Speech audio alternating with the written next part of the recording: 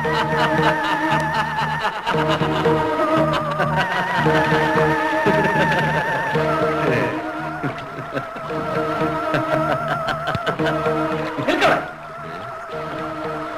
വന്നാൽ എന്ത് ചെയ്യണമെന്ന് എനിക്കറിയാം.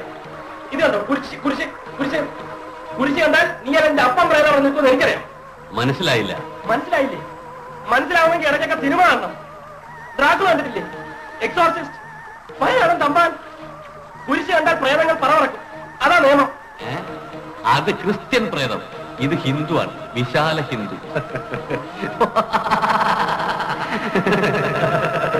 മന്ത്രം വല്ലതും അറിയുമെങ്കിൽ പറ, എന്നാ ഞാൻ പേടിച്ചോളാം.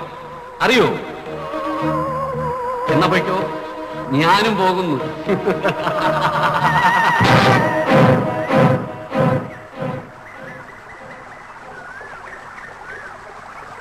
ഹിന്ദു പ്രേതം?